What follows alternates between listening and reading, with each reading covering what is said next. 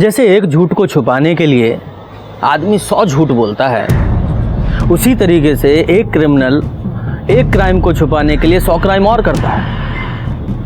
नमस्कार, मैं पीआई रंजीत ठाकुर। आज मैं आपको एक ऐसे ही केस के बारे में बताने जा रहा हूं जहां एक क्राइम को छुपाने के लिए जो किया गया वो किसी भी क्रिमिनल के छक्के छुड़ा दे। और यकीन मानिए, जब ये केस हमारे सामने आया तो हमारी भी रूह कांप गई। ये केस सितंबर 2017 का है, जब मेरी पोस्टिंग गुरुग्राम थाने में थी।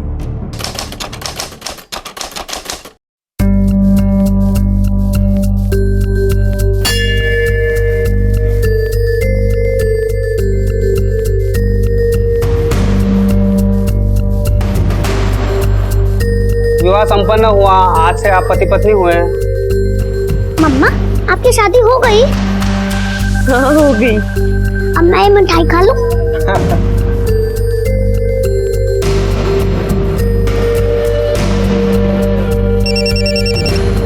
हेलो। हाँ मम्मी, बहुत लंबी उम्र है थारी। अभी थारे को याद कर रही थी और थारा फोन आ गया। अरे रश्मि, कहाँ है तू और विवान कहाँ है? मम्मी, वो मैं और विवान मोहन के साथ है। मैंने और मोहन ने मंदिर में शादी कर ली है। क्या क्या बोल रही तू? रश्मि पागल हो गई है क्या? कहाँ है तू? बता मुझे, मैं अभी आती हूँ। मम्मी, अभी मोहन वेट कर रहे हैं, हम लोगों को निकलना है। मैं बाद में फोन करती हूँ, ठीक है? अभी रख रही हूँ फोन। चलो बाय। रश्मि,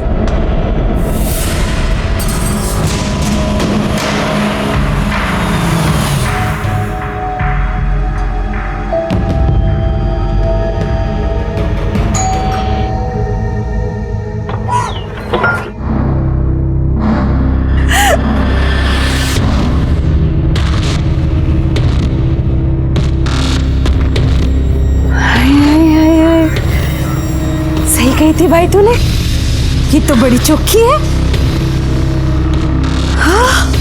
रश्मि, हमारी बहन रति। जीती रहे, सदा सुहागन रहे। चलो चलो चलो, अंदर चलो। ज्यादा देर तक दरवाजे पे नहीं खड़े रहते, नजर लग जाएगी। चलो अंदर आओ आओ। अरे सुनो तो, क्या हुआ? ये तेरा नंदोई, मतलब मेरा पति रविंद्र शर्मा। खुश रहो। कुंदन, ये मेरा बेटा कुंदन। और ये तेरा बेटा ना, कितना प्यारा है। हाँ बच्चा, मिठाई खाएगा? मिठाई तो खा ली, भूख लगी है, खाना खाना है।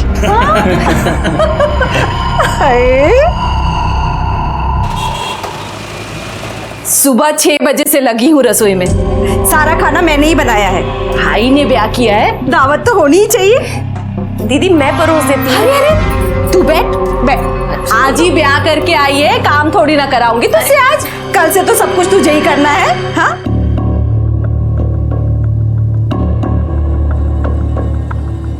अरे अरे अरे, बावड़ा हो गया कि खुद ही ठूसने में लग गया? पहले उसे तो खिला।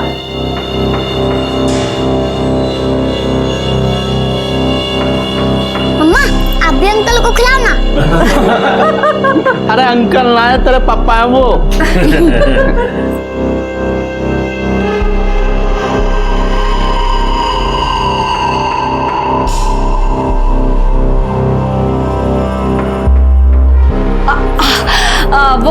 वो मिठाई तो मैं भीतर ही बुलाई, अभी लेके आती हूँ। हाँ,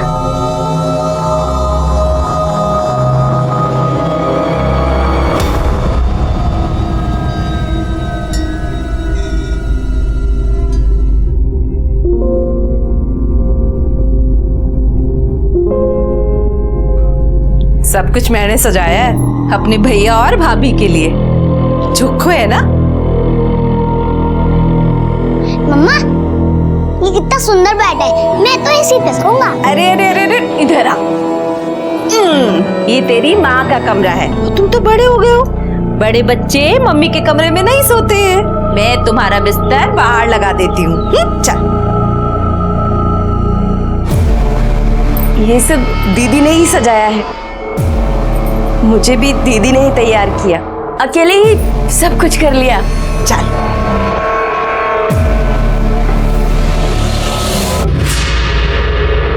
बत्ती जला कर रखना। देखना है मैंने सब।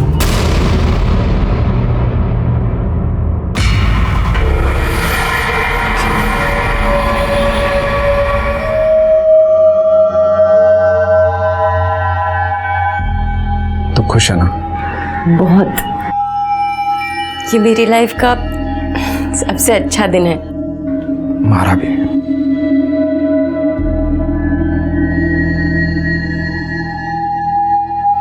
बत्ती तो बुझा दो। बत्ती जला कर रखना, देखना है मैंने सब। बत्ती बुझा दूंगा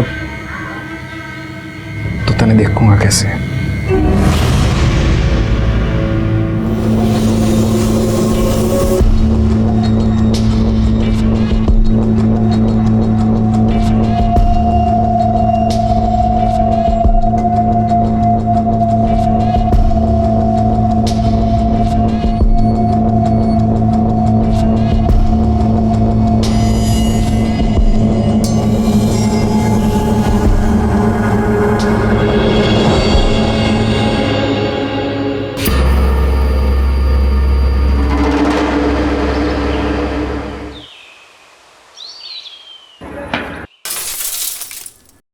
भावना आंटी का कान पड़ गया, भागो।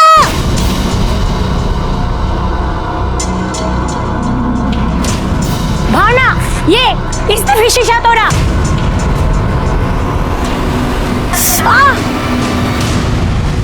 ये कौन है? इसे पहले तो नहीं देखा। अरे वो राना है ना, उसके घर में जो किराएदार है शर्मा, उसका ही बच्चा है ये। कौन? रति का?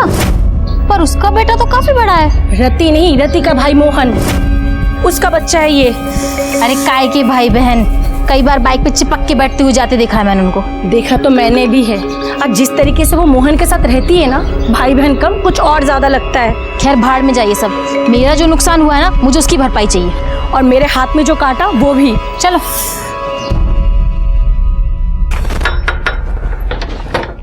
अरे क्या हो गया दोनों साथ में? भाभी, आपके घर में जो छोरा है ना, उसने मेरी खिड़की का कांच तोड़ दिया। बताओ, ये भी कोई बात होती है भला? ये गली है, मैदान थोड़ी जो क्रिकेट खेलने लग जाते हैं बच्चे सड़क पे। अरे छोरा ही तो है, छोरा ही तो शरारत करे हैं, उसमें के।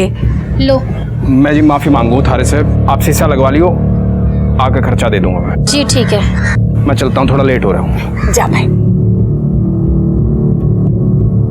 अरे रश्मि, मोहन की बीबी अभी कुछ दिन पहले ही शादी की है दोनों ने। वो छोरा जिसने शीशा तोड़ा है वो इसी का है। अच्छा। रश्मि, ये हमारे पड़ोसी, ये भावना भाभी, ये अवनी भाभी।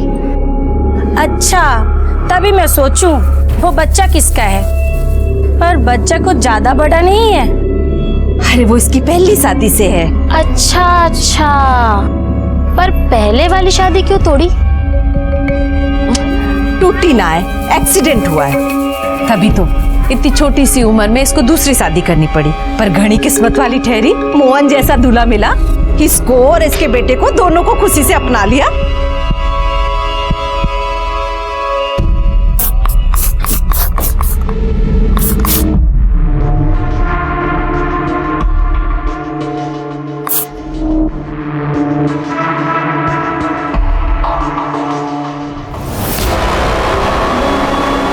दरवाजा खुला रख।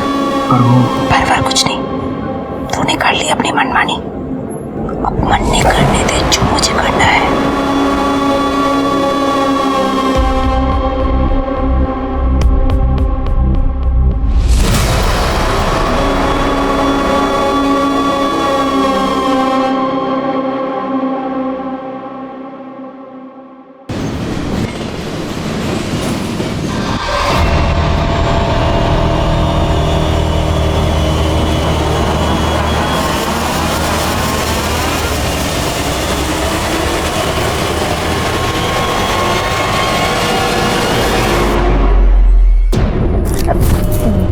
दीदी, आप इस वक्त यहाँ? मैं सोची आज हम तीनों साथ में सोते हैं, मैं, तू और मोहन। ये क्या बोल रहे हो दीदी? आप तो मोहन की दीदी हो। दीदी छोड़ो मुझे।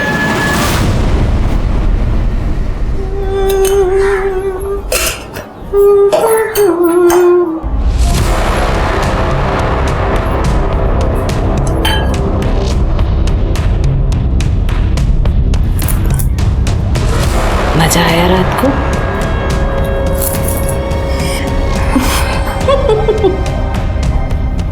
हमारा फोन नहीं दिख रहा कहीं, देखा है? क्या करेगी फोन का? मैं हूं ना मजा कराने के लिए।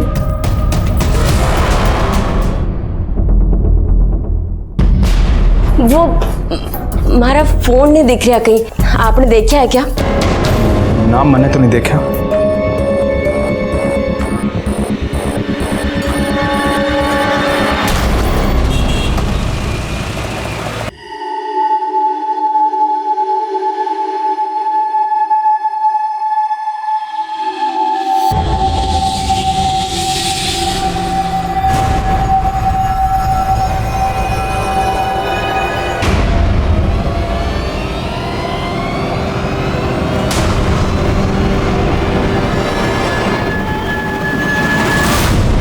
तुम रत्ती दीदी से कुछ बोलते क्यों नहीं हो? ऐसी भी कोई बहन हो वे कोई अपने भाई के संग? जी मोहन, अगर तुम दीदी से कुछ नहीं बोलोगे तो मैं बात करूंगी। तो कुछ मत कहियो, आज जो कहा बस करती जाओ। लोगों में अलग अलग तरह की मानसिकता देखने को मिलती है, जिसे समझ पाना बहुत ही मुश्किल होता है। रति का अपने ही भाई और भाभी के साथ सोना और मोहन का उसे झेलना बहुत ही अजीब था। ऐसी क्या मजबूरी थी मोहन की जिसने उसे खुद ही नहीं बल्कि रश्मि को भी मजबूर कर रखा था। पर ये जो भी था, एक क्राइम की दस्तक जरूर थी, जो रश्मि को पहली बार तब मिली जब रति उनके कमरे में पहली बार आई थी। ये दस्तक हर रात रश्मि को मिल रही थी, जिसे अनदेखा करने के लिए वो मजबूर थी। पर आखिर एक दिन उसके सब्र का बांध टूट गया। छोड़, अभी हाल जाऊंगी मैं घर छोड़कर, अपने बेटे को भी लेके जाऊंगी, अपने पति को भी लेके जाऊंगी, और जो मैं होने नहीं दूंगी। हाँ, नहीं हो जाऊंगी, तू नहीं जाएगी, मैं नहीं जाएगी, तू छोड़ मुझे। क्यों क्यों भीड़ लगा रखी है? नहीं तमाशा हो रहा है? तू नहीं जाएगी, काम डाल लिया तुमने? चलो अपने घर। बात सुन मेरी, हाँ, चिल्लाने की कोई जरूरत नहीं है। छोड़ मुझे, चिल्लाऊंगी। बहुत हो गया दीदी दीदी, अब तेरा भांडा मैं सबके सामने फोड़ के रहूंगी। नहीं रहना है मुझे तेरे इस घर में। अरे बावड़ी हो गई है क्या? किधर जाएगी? हाँ, तू जाएगी मतलब मेरा भाई भी इधर से जाएगा, और जो मैं होने नहीं दूंगी। हाँ, नहीं हो जाऊंगी, तू नहीं जाएगी, नहीं जाएगी, अभी जाऊंगी मैं। और इतना ही नहीं, जाऊंगी भी और सबको बताऊंगी भी तू कितनी घटिया औरत है। मम्मा, रश्मि, रश्मि, तूने हाथ कैसे उठा दिया इस पे? बहुत हो गया तेरा, बहुत सुन ली तेरी। हम यो घर अभी छोड़ के जाओगे, और दम हो तो रोक के देखो। चल रश्मि, कर पाई, चल बेटा। बैठ।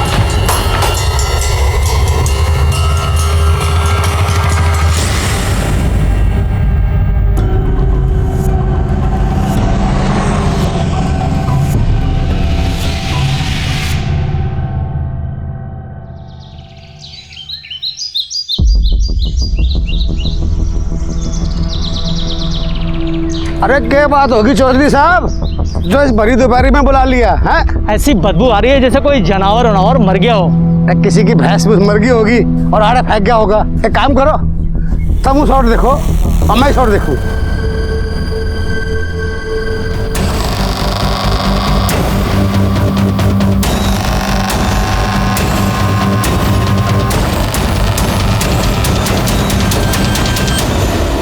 तुम लोग आसपास देखो, बॉडी के और टुकड़े मिलते हैं क्या? सर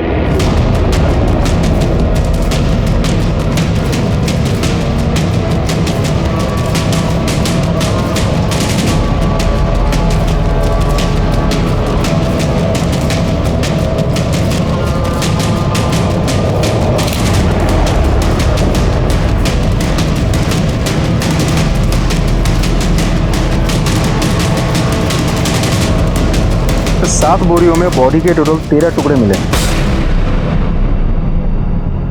सर देख के तो लगता है किसी एक ही औरत के बॉडी पार्ट्स हैं। और उधर देखिए सर, राइट हैंड पर ओम का टैटू बना हुआ है। सर चेहरा तो बिल्कुल पूरी तरह से कुचल दिया गया है, लगता नहीं मुझे शिनाख्त होने के कोई चांसेस है। और आसपास जाके पूछताछ भी की है मैंने, किसी को कोई आइडिया नहीं है कौन आके बोरिया फेंकेगा। हाँ यार, मैंने भी इन लोगों से पूछा, किसी को कुछ नहीं पता। लगता है ये बोरियां आज नहीं फेंकी गई हैं, कई दिन पहले यहाँ फेंकी गई हैं। अच्छा तो बॉडी के पार्ट्स को पोस्टमार्टम के लिए भेजो और रिपोर्ट जल्दी से जल्दी मंगाओ। तो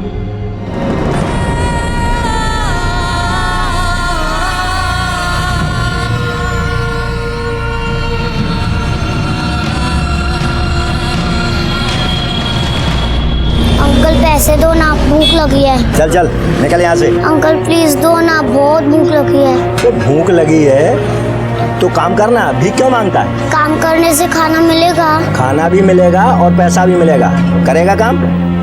चल यहाँ। क्या नाम है तेरा? विवान। पहले तो तू इस मोहल्ले में नहीं दिखा, कहाँ से आया? नहीं पता। कैसे आया? पता नहीं। चल आज से तेरा काम शुरू, जा चाय लेके आओ।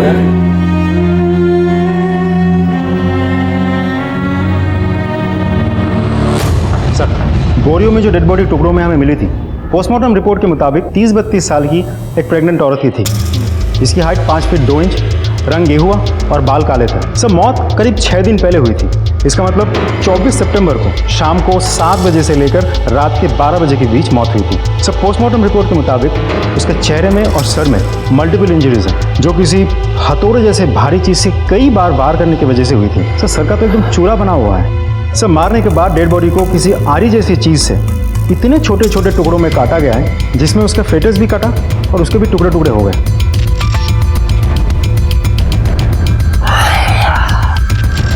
यादव, ये काम किसी इंसान का नहीं हो सकता, बल्कि इंसान की शक्ल में किसी राक्षस का है। और ऐसे राक्षस को तो सजा जरूर मिलनी चाहिए। और इससे पहले हमें इस बॉडी की पहचान करनी होगी। एक काम करो, जहाँ ये बॉडी मिली है वहाँ जितने भी रास्ते हैं, उन पर जितने भी सीसीटीवी लगे हैं, उन सब की 24 तारीख से लेकर कल तक की सीसीटीवी फुटेज निकालो। सर, मैंने हेड कांस्टेबल को स्पॉट में भेज दिया है, देखने के लिए कि वहाँ कोई सीसीटीवी कैमरा है या नहीं। अगर है तो मैं बहुत जल्द फुटेज मिल जाएगी। गुड। एक काम और करो, गुरुग्राम के जितने भी पुलिस स्टेशन हैं सबको अपडेट करो और अपनी साइट पे इस औरत की एज, हाइट, कॉम्प्लेक्शन, इसके टैटू के बारे में, ये बॉडी कितने टुकड़ों में मिली, सब कुछ अपडेट करो A to Z। NCR और आसपास के थानों में भी सबके इस बॉडी के बारे में बताओ। सर,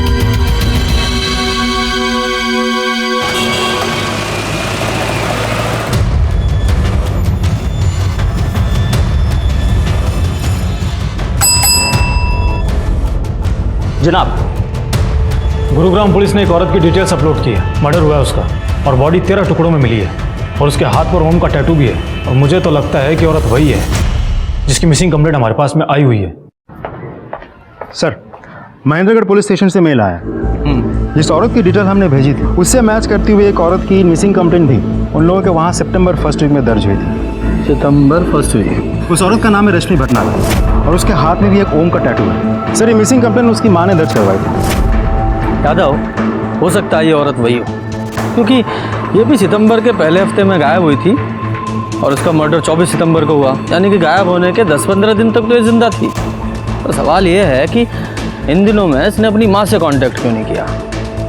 ये बच्चा कौन है? सर, ये रश्मि का बेटा है। रश्मि और ये दोनों एक ही साथ गायब हुए थे। रश्मि की माँ ने बेटी और नाती दोनों की मिसिंग कंप्लेंट दर्ज करवाई थी एक ही साथ। मतलब बच्चा भी गायब था। अब माँ तो मिल गई है, बच्चा कहाँ है?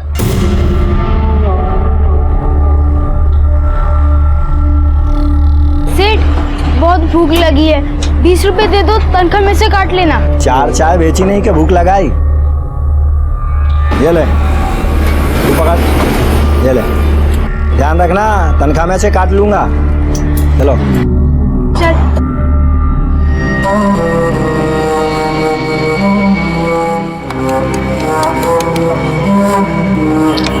अबे विवान, तू हर दिन किसको फोन करता रहता है? नंबर तो कभी लगता ही नहीं है। मम्मी को, उनका फोन हर वक्त स्विच ऑफ रहता है। अभी तो किसी और को कर लेना, घर में और भी तो लोग होंगे। हैं नानी, पर मुझे नानी का नंबर याद नहीं। सर, आपने जो डिटेल्स अपलोड की थी उससे मैच करते हुए हमारे पास में मिसिंग कंप्लेंट आई हुई थी और हाथ पर ओम का टैटू भी था। हाँ, हाथ में ओम का टैटू गुदवाया था। कहाँ है मेरी रश्मि? सर, ये रश्मि की माँ है। इन्होंने रश्मि और विमान की मिसिंग कंप्लेंट लिखवाई थी। आपने मेरी बेटी को ढूंढा है? भगवान आपका बहुत भला करेगा। माँ जी पानी पीजिए। मैं ठीक हूँ, बस आप मेरी बेटी को बुला दीजिए बस। माँ जी हमें डाउट है कि रश्मि इस दुनिया में नहीं है, उसका मर्डर हो गया है। नहीं,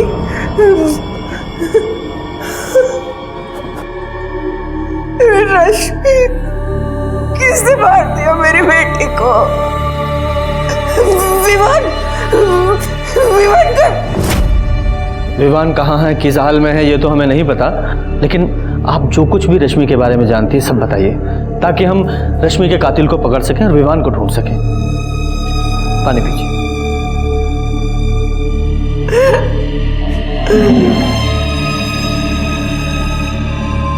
माँ जी बताइए। उसका तो नसीब ही बड़ा था, इतनी सी थी तब बाप का साया उठ गया उसके सर से।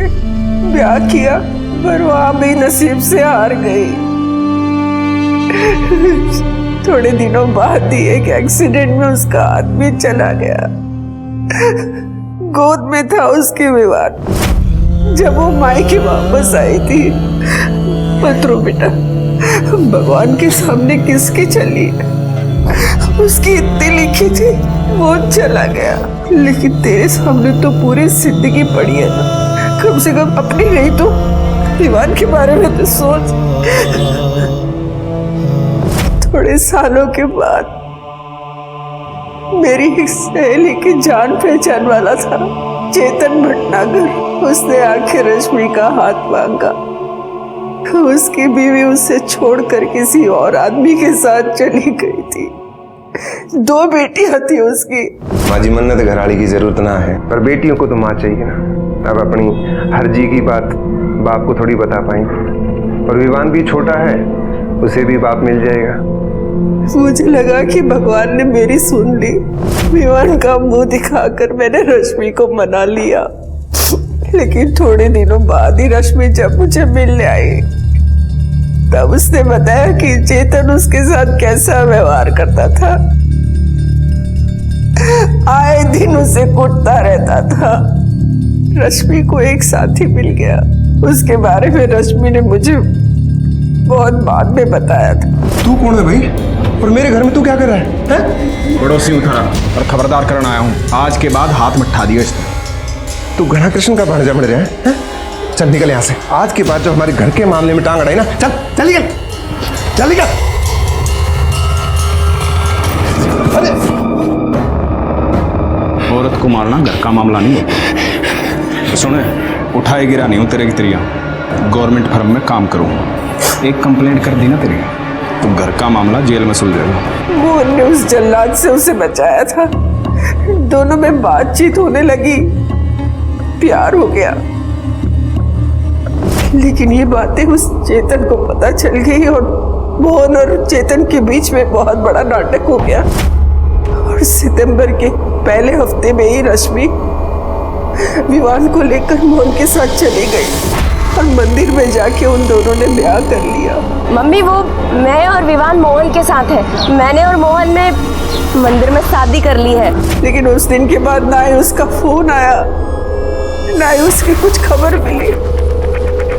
इसीलिए मैं यहाँ रिपोर्ट लिखाने आई थी। सर, हमें जब पता लगा कि रश्मि और विवान के लापता होने में चेतन का हाथ है, तो हमने उससे पूछताछ भी की। मिसिंग ना भाई साहब, भाग गई थी जैसे पहले वाली भागी थी। अब जैसा करेगी वैसा भुगतेगी। मुझे क्या जरूरत है उसे या उसके बेटे को कुछ करने की? अपनी पहली बीवी की भड़ास निकालने के लिए तो उसे जानवरों की तरह मारता था। अब वो तुझे अकेला छोड़ के चली गई है तो कुछ नहीं करेगा। हम इज्जतदार लोग हैं साहब, 2 पैसे की औरत के लिए अपनी इज्जत मिट्टी में नहीं मिला सकता। आप मुझे अगर अरेस्ट करने की सोच कर आए हैं तो आप उसे ले आओ, मैं मार देता हूँ, आप मुझे अरेस्ट कर लेना। सर, हमने दोनों को बहुत तलाश किया, लेकिन उन दोनों का कुछ भी पता नहीं चला अभी तक। टाटी, यादव को रश्मि का फोन नंबर और इस चेतन का एड्रेस लिखवा दो।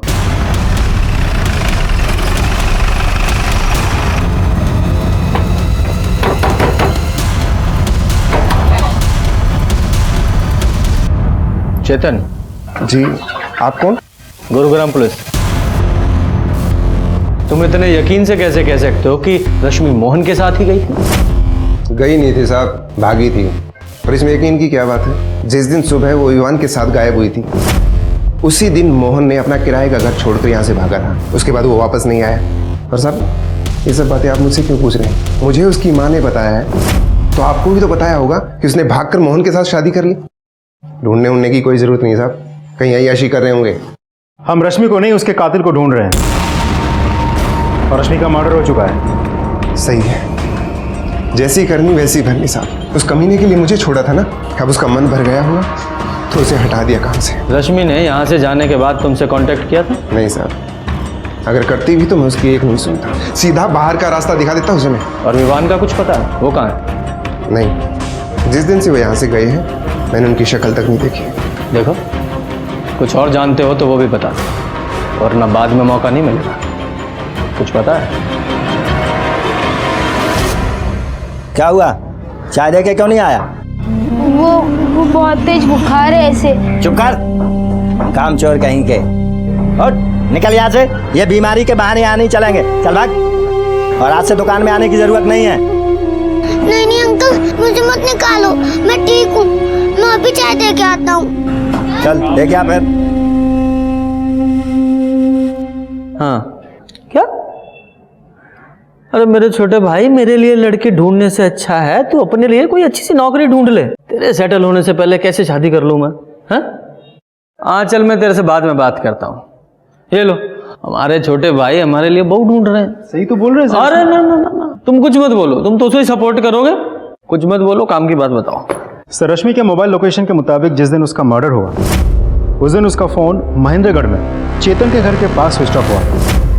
फिर जब हमने बैकडेट में जाके फ़ोन की एक्टिविटीज़ चेक की तो हमें पता चला कि गुरुग्राम सेक्टर 11 से महेंद्रगढ़ की तरफ फ़ोन ट्रैवल किया था। इसका मतलब रश्मि सेक्टर 11 गुरुग्राम से महेंद्रनगर गई और फिर फ़ोन स्विच ऑफ हुआ। यादव, इसके दो कारण हो सकते हैं। पहला ये, या तो चेतन झूठ बोल रहा है, या फिर रश्मि मोहन के साथ सेक्टर 11 में ही कहीं रह रही थी। तुम एक काम करो, सेक्टर 11 जाओ, वहाँ विवान और रश्मि के बारे में पता करो, और मैं इस चेतन की खबर लेता हूँ। कांस्टेबल को बोलो जरा उसे उठाए। सर,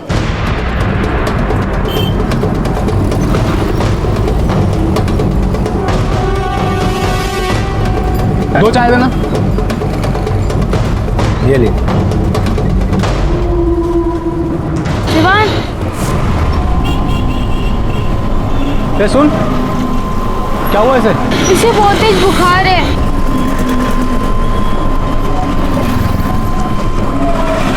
बच्चे का फोटो दिखाना जरा।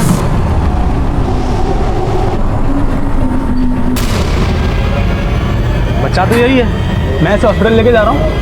तुम साहब को खबर दो, बच्चा मिल गया। झूठ बोल रहा है तू। रश्मि की मोबाइल लोकेशन से साफ पता चल रहा है जिस दिन उसका मर्डर हुआ वो तुझसे मिलने आई थी। कसम से सर, वो मेरे घर ना आई सर।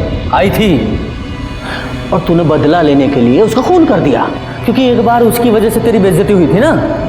और क्या कहा था तूने पीएसआई राठी के सामने? अगर आप लोग मुझे अरेस्ट करने की सोच कर आए हैं तो आप उसे ले आओ, मैं मार देता हूँ, आप मुझे अरेस्ट कर लेना। कहा था कि नहीं? इसलिए जब वो तेरे घर आई तूने उसे मार दिया, फिर उसके टुकड़े टुकड़े किए, बोरी में भरे और फेंक दिया। ना वो मेरे घर आई और ना मैंने ऐसा कुछ किया है सर। आधा किलो कर दो इसका। देखिए जरा, आपने इन दोनों को यहाँ कहीं देखा है? ये रश्मि और इसका बेटा विवान है। हाँ सर, ये दोनों हमारे ही मोहल्ले में रहते हैं, शर्मा जी के मकान में, पर कुछ दिनों से इनको देखा नहीं है। ये शर्मा फैमिली इनके रिलेटिव्स हैं? अब रिलेशन का तो पता नहीं, पर रत्ती मोहन की बहन है, पर रंग ढंग देख के भाई बहन जैसा तो नहीं लगता है। अच्छा, ये लोग रहते कहाँ हैं? मकान नंबर? ये गली से दूसरा मकान। Thank you. अरे उन दोनों के बीच की वो बात तो बता दे। सर सर सर, एक और बात बोलनी है आपको। बोलिए। और ये रश्मि गुरुग्राम के सेक्टर 11 में क्या कर रही थी? ये वहाँ मोहन के साथ रहती थी ना?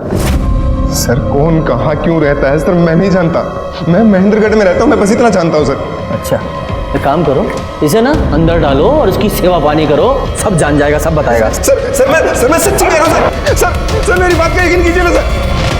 क्या कह रहे हो साहब? अरे भाई ये मेरा तो साथ ही रहेगा, और जब भाई साथ रहेगा तो भाभी भी साथ रहेगी। और मन समझ में नहीं आ रहा कि ये सब पूछ क्यों रहे हो? शादी कब की थी उन दोनों ने? 31 अगस्त। सीधा मंदिर से शादी करके घर ही आए थे। मैंने खूब खाना वाना बनाया था साहब। 1-2 हफ्ते हंसी खुशी से रहे, बड़ा अच्छा लगा हमें। ये मोहन रश्मि से शादी करने के बाद उसे आपके घर लेकर क्यों आया? उसे अपने घर क्यों नहीं लेकर गया? सर बात ये है कि मोहन रश्मि और विवान को भगा के लेकर आया था। कुछ दिन चुपके रहना था। उसने पूछी बहन तेरे घर रह जाऊं? मैंने भी बोला तेरा ही घर है भाई, रह जा। तो बस 1-2 हफ्ते चुपचाप अच्छे से रहे। जब मामला ठंडा पड़ गया तो वापस चले गए महेंद्रगढ़। मोहन की कोई फोटो है आपके पास? फोटो? एल्बम वाला फोटो तो ना है साहब, पर हाँ 1 मिनट, ये फोन में रही, ये रही। शेयर। अच्छा, यहाँ से वो दोनों किस डेट को शिफ्ट हुए थे?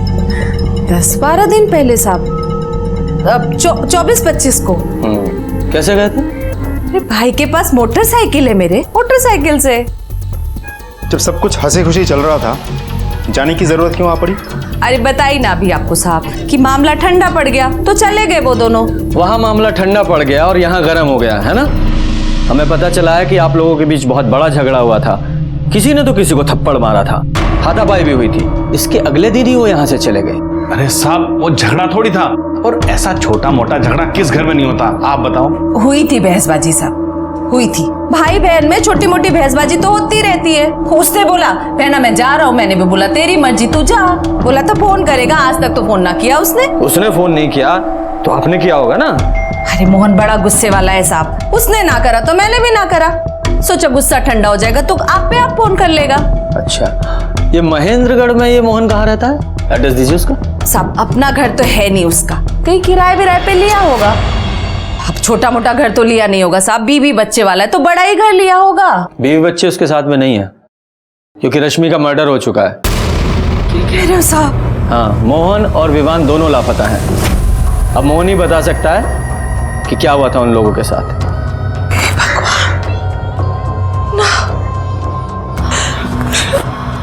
रश्मि का खून हो गया साहब, मोहन ने तो बताया भी नहीं। ऐसा नहीं हो सकता साहब, 10 दिन पहले तक तो सब कुछ ठीक था यहाँ। कितने खुश थे साहब वो दोनों एक दूसरे के साथ।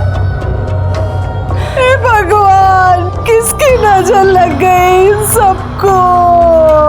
अच्छा, जैसे ही आपको मोहन या विवान की कोई खबर लगे हमें इन्फॉर्म कीजिएगा। जी साहब। क्या हो गया? सर मुझे लगा रति मोहन के लिए जेन्युइनली दुखी है, लेकिन पड़ोसी से पूछताछ करके पता चला कि दोनों के बीच भाई बहन का रिश्ता नहीं था। सर कुछ तो गड़बड़ है। हाँ, पड़ोसी क्या ठीक ही कह रहे हैं ज़्यादा, क्योंकि इतनी प्यारी बहन को इतने प्यारे भाई की कोई खबर ही नहीं है। इस शर्मा फैमिली की कुंडली निकालो, खासकर इस रति की। और हाँ, एक मोहन का फोटो भी सर्कुलेट करो और उसकी बाइक का भी पता लगाओ। सर। जनाब, आरटीओ से पता चला है कि मोटरसाइकिल मोहन के नाम पर रजिस्टर्ड थी और एड्रेस मोहन की बहन रति के घर का है, पर बाइक अभी तक बरामद नहीं हो पाई है। जनाब, मोहन का फोन भी चेतन के घर के आसपास ही स्विच ऑफ हुआ था। ये देखिए सर।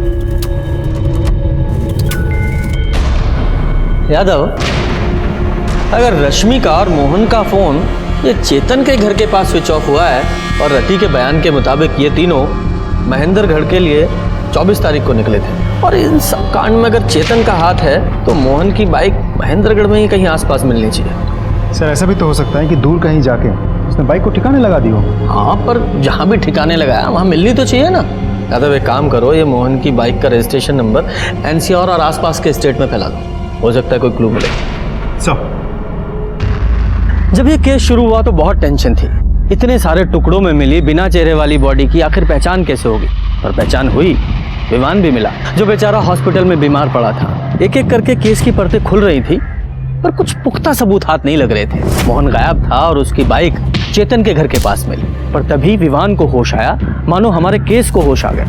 मम्मी कहाँ है? मुझे गलत के वजह से नहीं। हाँ बेटा, आप पहले थोड़ा सा स्ट्रांग हो जाओ, है ना, तब उनको बुलाते हैं। आपको ऐसे बीमार देखेंगी तो उनको अच्छा नहीं लगेगा ना? हाँ? अच्छा एक बात बताओ, जहाँ से आपको पुलिस अंकल लेकर आए थे, मतलब वो मार्केट, वो रोड, वहाँ आप कैसे पहुँचे?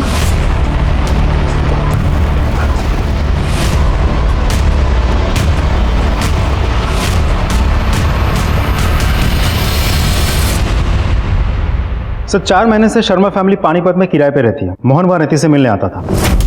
सर रति का कोई छोटा भाई है ही नहीं, एक बड़ा भाई है जिसका नाम है सिद्धार्थ और वो कोलकाता में रहता है। सर रति के माँ बाप पहले ही मर चुके हैं। जब पानीपत के उस ओनर से बात हुई तो पता चला कि रति और मोहन के बीच कभी भाई बहन का रिश्ता था ही नहीं, नाजायज संबंध थे, और इसी कारण की वजह से उस ओनर ने उन दोनों को घर से निकाल दिया था। हो सकता है यादव, ये हो सकता है क्योंकि रति के पानीपत से गुरुग्राम शिफ्ट होने के कुछ दिनों बाद ही मोहन ने रति के घर आना जाना शुरू कर दिया था। और जैसा कि विवान ने बताया तो ये भी हो सकता है कि रश्मि से शादी के बाद भी मोहन ने रति से नाजायज संबंध रखे।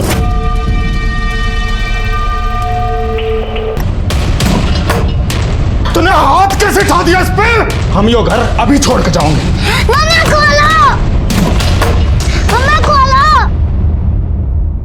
मम्मा।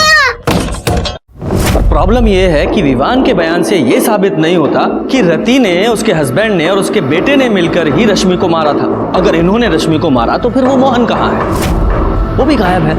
कहीं मोहन का भी तो इस सब में हाथ नहीं है। और फिर रश्मि और मोहन दोनों के फोन लोकेशन वहाँ महेंद्रगढ़ में चेतन के घर के पास मिले, यहाँ तक कि मोहन की बाइक भी उसके घर के पास ही मिली है। और ये रश्मि की बॉडी वहाँ महेंद्रगढ़ में नहीं, यहाँ गुरुग्राम में मिली।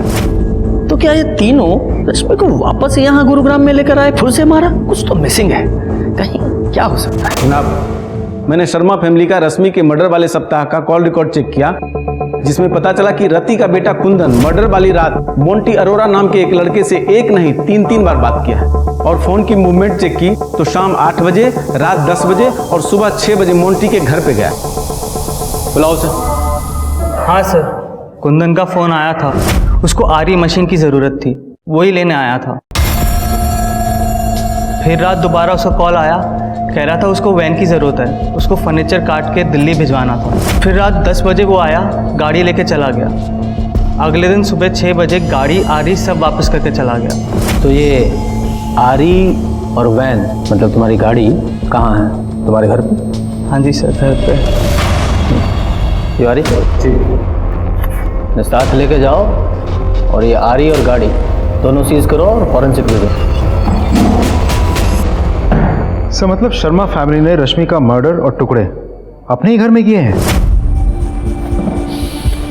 शायद। यादव, अगर उसके टुकड़े भी घर में ही किए गए हैं तो कंफर्म है कि बाथरूम में किए होंगे, क्योंकि एक तो बाथरूम से आवाज़ बाहर नहीं जाएगी, ऊपर से ब्लड साफ करने में भी आसानी होगी। यादव, एक काम करो, इस शर्मा फैमिली के घर को ना अच्छे से और स्पेशली बाथरूम को अल्ट्रावायलेट ट्रीटमेंट दो।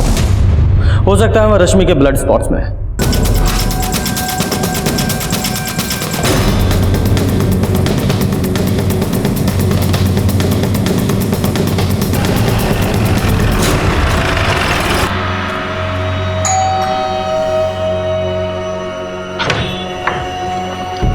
हमें आपका घर चेक करना है। हैं? घर चेक करना है?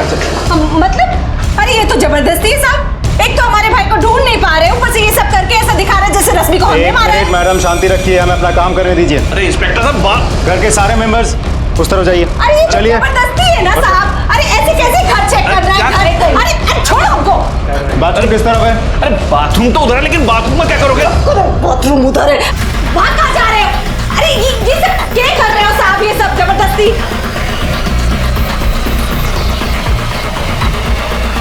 सर ये देखिए,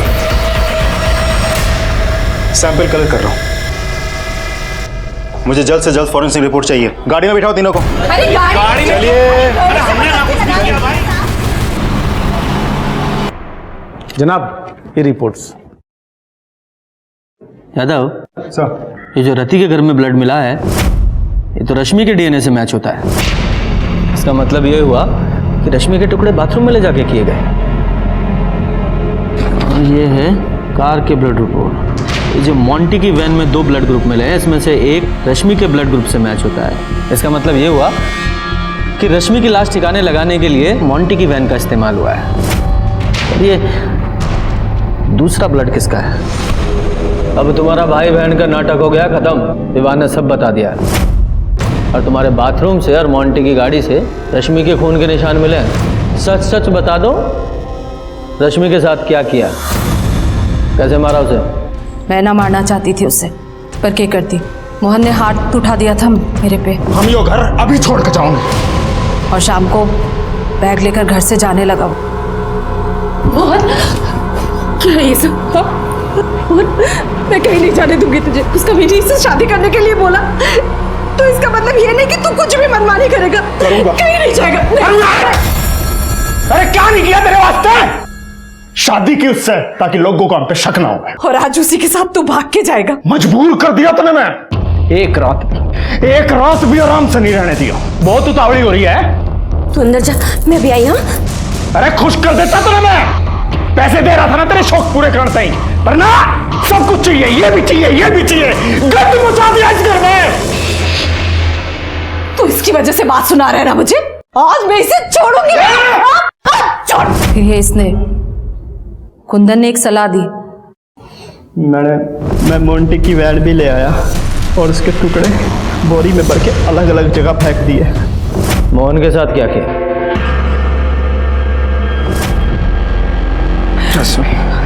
मोहन तू ठीक है ना? ठीक तो है ना तू? रश्मि एकदम ठीक है, एकदम ठीक। ले पानी पी ले।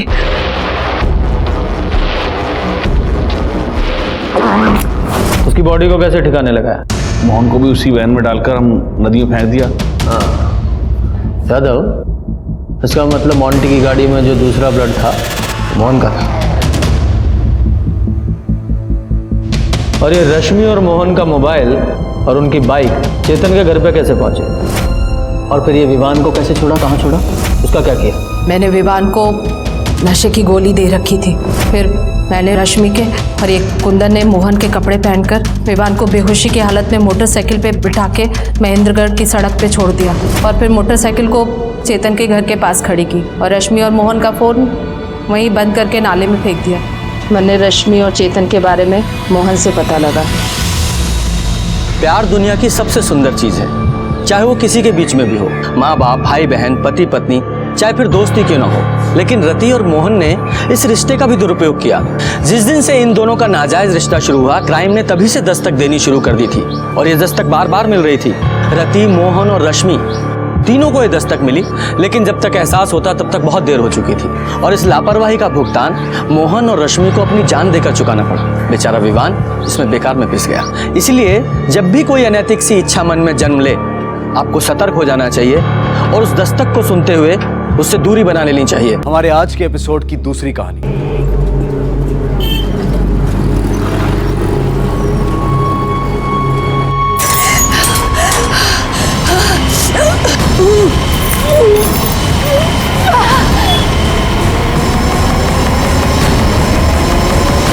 अरे क्या हुआ? अरे क्या हुआ? अरे कुछ तो बोलिए। देखो क्या हुआ? नीचे पड़ी। अरे देखो ना, अरे देखो क्या हुआ इसको? अरे ये इशारा कर रही है घर की तरफ।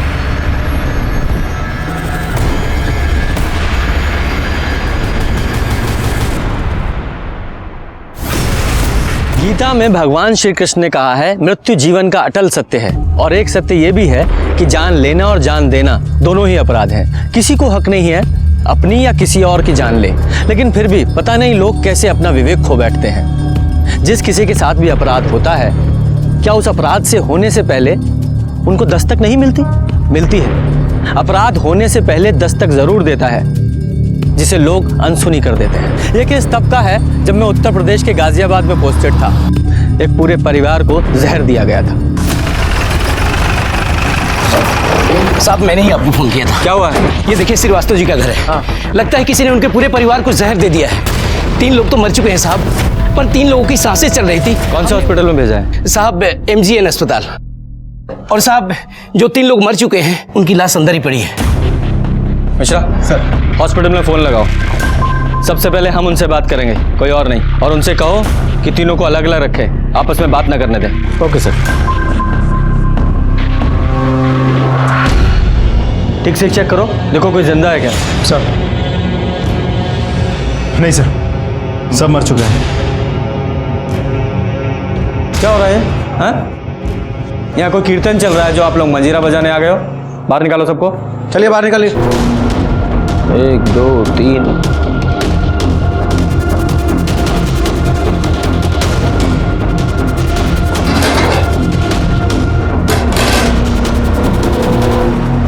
प्लेट। यादव, पूरा परिवार खाना खाने के लिए बैठा था, जिसमें से 3 की मौत हो गई और 3 हॉस्पिटल में। सर मुझे तो ये सुसाइड का मामला लगता है। घर में कोई प्रॉब्लम चल रही होगी, सारे मेंबर्स एक साथ जहर खा के मर गए। क्यों, मर्डर भी तो हो सकता है किसी को इस फैमिली से प्रॉब्लम हो, उसने बिरयानी में जहर मिलाया, इन लोगों को खिला दिया। मिश्रा सर, इस बिरयानी को फॉरेंसिक के लिए भेजो और देखो इसमें जहर है या नहीं, और जहर है तो कौन सा है। फोटोग्राफर बुलवाओ और फिंगरप्रिंट्स के लिए फॉरेंसिक वाले को। पूरे घर की तलाशी लो। Okay sir. यादव सर, आसपास के लोगों से पता करो, देखो कि क्या चल रहा था इस फैमिली में। सर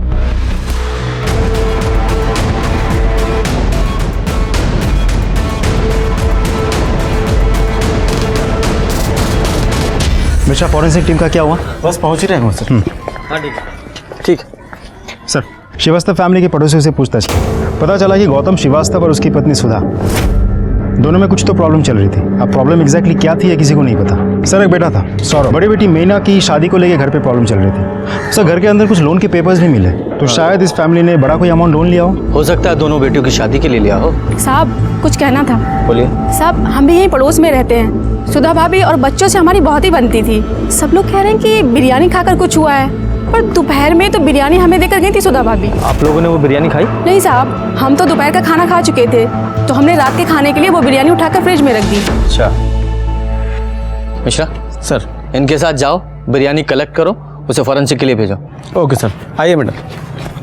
यादव सर, अगर इन लोगों ने सुसाइड करने के लिए बिरयानी में जहर मिलाया था तो वो बिरयानी पड़ोसियों को क्यों दी? सर ऐसा भी तो हो सकता है कि बिरयानी में जहर बाद में मिलाया गया हो तो सकता है, लेकिन मुझे दोनों बिरयानी की फॉरेंसिक रिपोर्ट जल्द से जल्द चाहिए, है? तभी पता चलेगा कि मर्डर है या सुसाइड।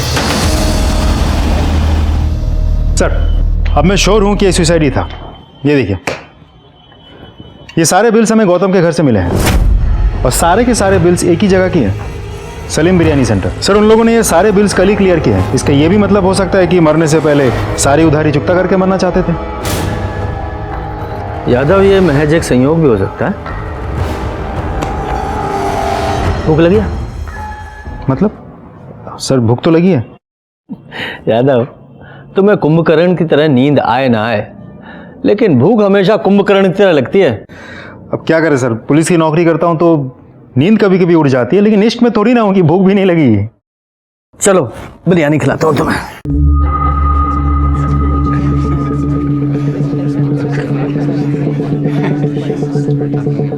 यादव सर, बिरयानी अच्छी थी ना?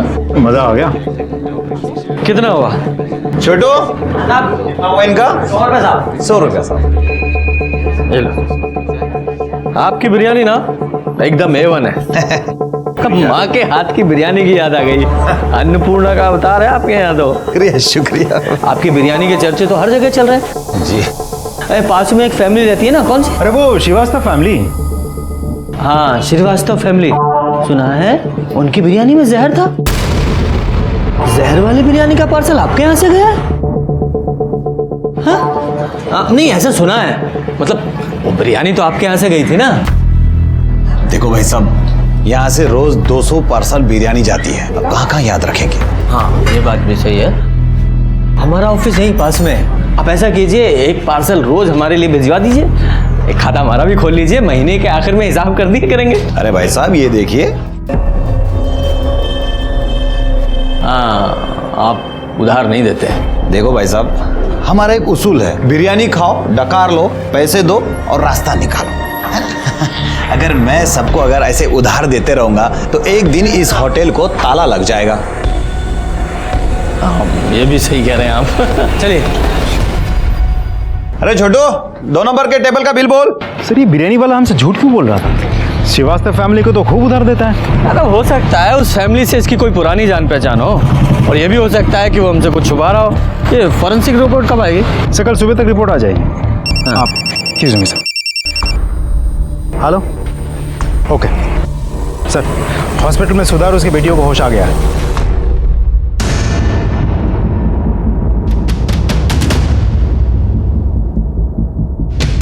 ये लोग कौन है?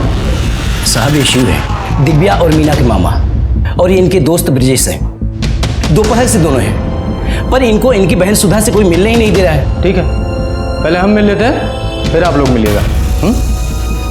और आप लोग पुलिस।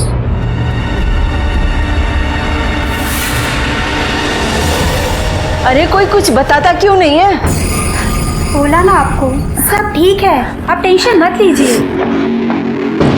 अरे डॉक्टर साहब, मेरे घर वाले कैसे? सर, आई थिंक सिविल कपड़े पहनने की वजह से हमें यहाँ पे पहचान नहीं पा रहा है। अब हम पुलिस डिपार्टमेंट से। पुलिस डिपार्टमेंट से? क्यों, कुछ हुआ है क्या? हाँ, मेरे पति, हाँ मेरे घर वाले, मेरे बच्चे सब ठीक तो है ना? शांत हो जाइए, सब ठीक है।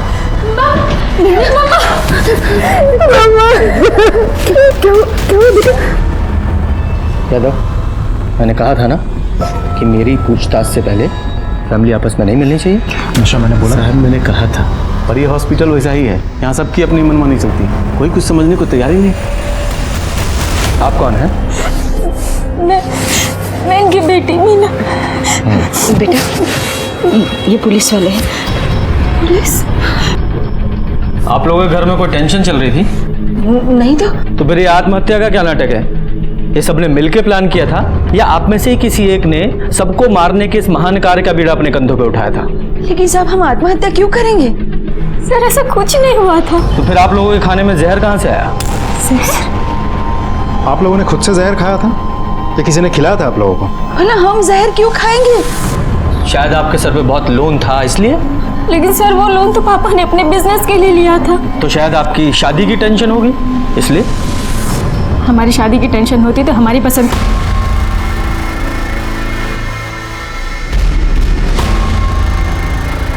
देखिए, हम सच कह रहे हैं, हमने आत्महत्या करने की कोई कोशिश नहीं की है। देखिए, डॉक्टर्स का भी कहना है कि आपके खाने में जहर मिला हुआ था। ऐसा हो ही नहीं सकता।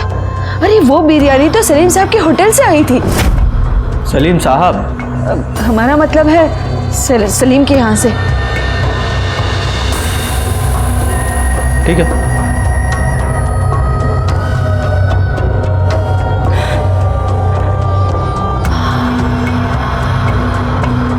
तुम दिव्या हो?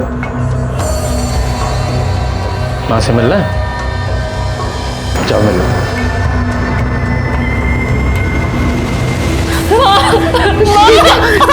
क्या हुआ बेटा? क्या बोले मैंने बोला पापा और वो ठीक तो है ना बेटा? क्या पागल हो गई है? क्या बोल रही है तू? हमको देख के आए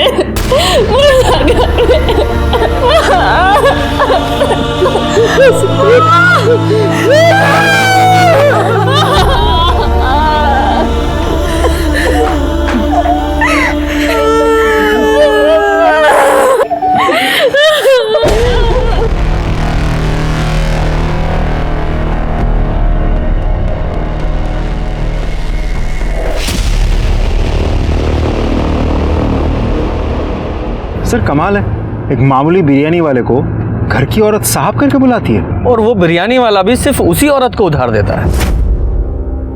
कुछ तो चक्कर है सर। हाँ, चक्कर तो है सर। अब मुझे पुलिस स्टेशन जाके एफआईआर रेडी करनी है। केस क्या बनाऊं? मर्डर या suicide? Murder. Sir, excuse me sir. Hello, अच्छा, ओके सर, फॉरेंसिक डिपार्टमेंट से कॉल था। वो लोग कह रहे हैं कि बिरयानी में जहर था। अच्छा, जो बिरयानी इन लोगों ने पड़ोसियों को दी थी उसमें भी जहर था? जी सर, उसमें भी था। वो तो अच्छा हुआ कि उन लोगों ने बिरयानी खाई नहीं। अब तो पक्का है कि ये सलीम, उसका डिलीवरी बॉय, सुधा या उसी के परिवार में से किसी ने बिरयानी में जहर मिलाया था। ये 100% मर्डर केस है। पता लगा जहर कौन सा है? सर, वो लोग कोशिश कर रहे हैं, थोड़ा टाइम लगेगा। ये सलीम और उसके डिलीवरी बॉय को पुलिस स्टेशन बुलाओ। जी सर। अरे साहब, हमें नहीं पता था कि आप पुलिस वाले हैं, वरना हम आपसे बिल ही नहीं मांगते। गलती हो गई साहब, माफ कर दीजिए। हमें वैसे भी पैसे देकर खाने में मजा आता है। ये आपका डिलीवरी बॉय है? जी साहब। यादव सर, जरा बात करो। जी सर। छोटू साहब, जो भी पूछे ना उसका सही सही जवाब देना, हाँ? समझे ना? चलो बैठो। जी ठीक है सर। अरे बैठिए सलीम साहब।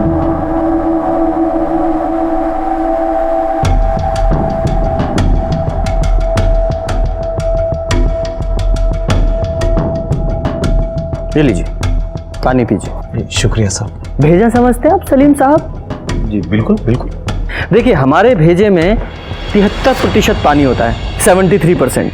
और जब शरीर में पानी की कमी हो जाती है तो ये भेजा उल्टी सीधी हरकतें करने लगता है ना? इसलिए पहले पानी पीजिए।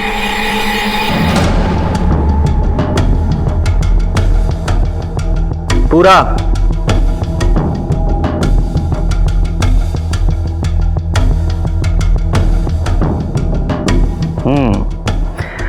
अब देखना कितने अच्छे से काम करेगा आपका भेजा। तो बताइए, जब आपकी दुकान में उधार नहीं दिया जाता तो सुधा श्रीवास्तव को कैसे उधार दिया जाता था? नहीं साहब, और किसी को उधार नहीं देते थे। वो बस भाभी जी के घर ही उधार खाता चलता था। ये भाभी जी कौन? सुधा भाभी। सिर्फ उन्हें ही क्यों? अरे साहब, किसी जरूरतमंद की मदद करना आजकल गुनाह हो गया है साहब। बहुत पुराने ताल्लुकात है उनसे। शोहर के कभी कभार पैसे आने में थोड़ी सी देर हो जाती थी, इसलिए हम उधार दे दिया करते थे। सब इसमें क्या बात होगी साहब? तो तुम बताओ क्या बात हो गई? तुम्हारी कोई दुश्मनी थी? बिरयानी में जहर कैसे मिला दिया? मुझे नहीं पता साहब, मैं तो हमेशा की तरह पार्सल दरवाजे पे रख के घंटी बजा के वहाँ से चला आया। कितने बजे गए थे तुम? 1:40 के करीब साहब। इतने पक्के से याद है? वो डांट पड़ी थी ना साहब, तो याद तो रह गई। इधर यहाँ पास जाने के लिए तुझे 15 मिनट लगते हैं, बाकी का पार्सल तेरा अब्बा जाके देगा। नहीं साहब, मैं दूंगा ना। हाँ तो उठा और निकल। तुम्हें देरी क्यों हो गई थी? खाने में जहर मिला रहे थे क्या? अरे नहीं साहब, वो बस आते आते बस एक सुट्टा मार लिया था साहब। अच्छा एक बात बताओ, ये तुम्हारा मालिक सलीम ये हमेशा ऐसे ही गुस्से में रहता है? नहीं साहब, जब पहले भाभी जी वो सुधा भाभी आती थी ऑर्डर देने, तब सलीम भाई को इतना गुस्सा नहीं आता था। सलीम जी। सुधा जी आप कैसे हैं आप? बहुत अच्छे, आप कैसी हैं? अरे छोटू, अरे कब से टेबल घिस रहा है? हाँ, ये तुम्हारी किस्मत नहीं जो चमक जाएगी। जाओ जाओ अंदर जाके काम करो, जाओ। अच्छा सुनिए, आज रात के खाने के लिए आप बिरयानी भिजवा दीजिएगा, और उसके लिए ना पैसे दे रहे हैं, और बाकी के पैसे ना हम बाद में भिजवा देंगे। क्या कर रहे हैं आप? पैसे आप कभी भी दे सकते हैं। पर पिछले 2 महीने से भाभी जी का आना जाना बंद हो गया था। तो आना जाना बंद कैसे हो गया? तो शायद सुधा के पति गौतम को सुधा और सलीम के अफेयर के बारे में पता चल गया हो, और उसके बाद जब दोनों का मिलना जुलना बंद हो गया था तो शायद सलीम ने गुस्से में आके बिरयानी में जहर मिला दिया हो। या फिर ऐसा भी हो सकता है कि सारा कांड सुधा ने किया हो, क्योंकि डॉक्टर के मुताबिक सुधा के शरीर में जहर कम था, क्योंकि सुधा ने बिरयानी बहुत कम खाई थी।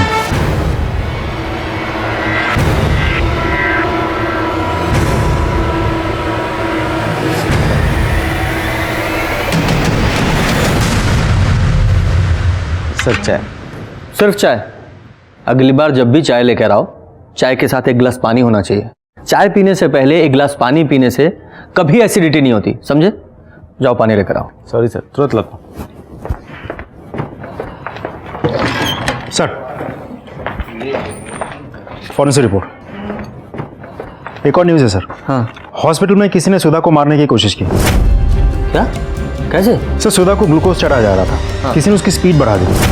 स्पीड इतनी ज़्यादा बढ़ गई थी कि उसके नर्व्स डैमेज हो सकते थे, और इसकी वजह से उसको हार्ट अटैक भी आ सकता था। तो सही टाइम पे नर्स आ गई और उसने उसको बचा लिया। हॉस्पिटल में और कौन कौन था? सर मीना और दिव्या, लेकिन उन दोनों को भी नींद की दवाई देकर सुलाया गया था। सर शिव और उसका दोस्त ब्रिजेश वो दोनों वेटिंग एरिया में थे। सुधा को दोबारा मारने की कोशिश कौन कर सकता है? सच बताऊं, उस समय तक सबसे ज्यादा शक मुझे सुधा पर ही था, लेकिन जब हॉस्पिटल में उसे मारने की कोशिश की गई तो ये साफ हो गया कि इससे उसका कोई लेना देना नहीं है। असल में कोई और ही था जो पूरे परिवार को मारना चाहता था। मैंने हॉस्पिटल में जाकर भी पता करने की कोशिश की, लेकिन उस हॉस्पिटल की हालत ऐसी थी, वहां का सीसीटीवी तक काम नहीं कर रहा था। बाकी जगह भी पूछताछ की पर कुछ पता नहीं लगा। नर्स और डॉक्टर ने भी कुछ नहीं देखा था। कातिल ने जैसे अपने राज के ऊपर गांठ बांध ली थी, लेकिन मैंने भी ठान लिया था, धीरे धीरे ही सही ये गांठ में खोल कर रहूंगा। साहब, इन लोगों ने आत्महत्या क्यों की, कुछ पता चला? आपको जानकारी लेने की बहुत उत्सुकता है? ज्यादा ज्ञान चाहिए तो रामायण और महाभारत पढ़िए। जाइए।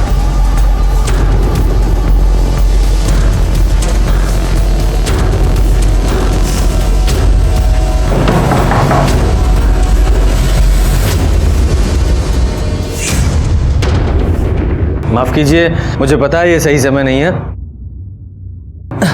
लेकिन मुझे आपसे कुछ सवाल करना है। उस दिन सलीम का डिलीवरी बॉय बिरयानी बाहर ही रख के चला गया था ना? बाकी घर के लोग कहाँ थे? हम और मीना किचन में थे।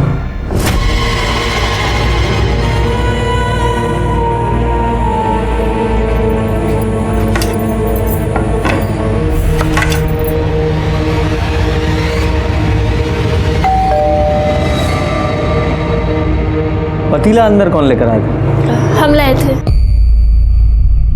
दिव्या, वो बिरयानी अंदर ले आ तो। क्या माँ, सौरभ को कोई काम बोलो ना, सारे काम हम ही करें, हम नौकर हैं क्या? अरे जाना यार, औरतों के काम मर्द नहीं करते, लेके आ चल। बड़ा आया मर्द। अच्छा एक बात बताइए, बिरयानी मंगवाई किसने थी? जी हमने मंगवाई थी, हमें जॉब में इंक्रीमेंट मिला था। आप नौकरी करती है? जी हमने एमएससी की है, 1 साल से हम पैथोलॉजी लैब में काम कर रहे हैं। आप भी नौकरी करती हैं? नहीं साहब, ये तो अभी पढ़ाई करती है और अभी इसकी परीक्षा भी होने वाली है। बेटा जाओ अंदर जाके पढ़ाई करो।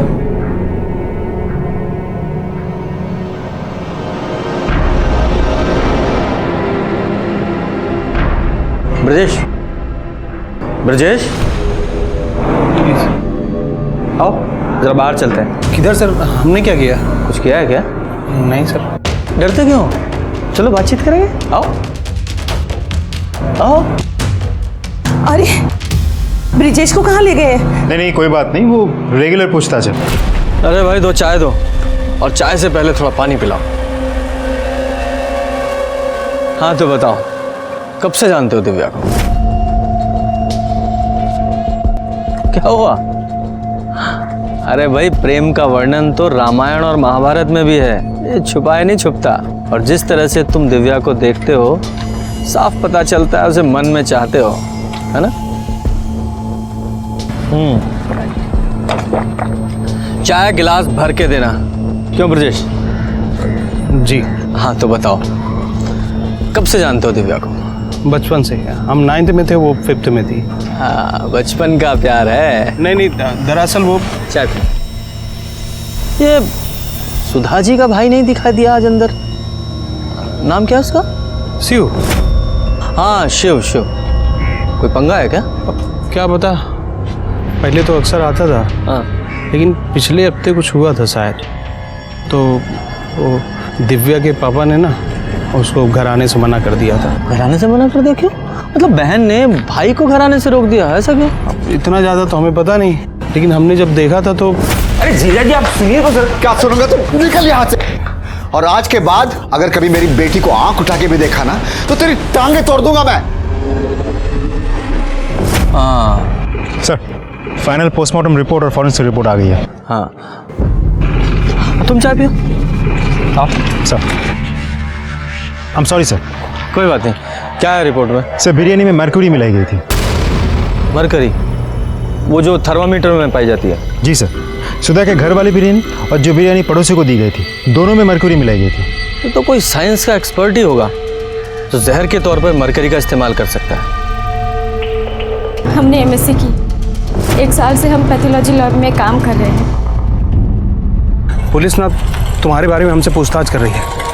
नहीं, वो तुम्हारे अफेयर के बारे में कुछ पता नहीं चला है। अरे पुलिस स्टेशन में नहीं, यहाँ मीना घर के बाहर। शिव से बात कर रहे थे, अपनी दीदी को लेके बहुत परेशान है, बस इसीलिए। आजकल अच्छे दोस्त ढूंढने से भी नहीं मिलते। गुड, चलो।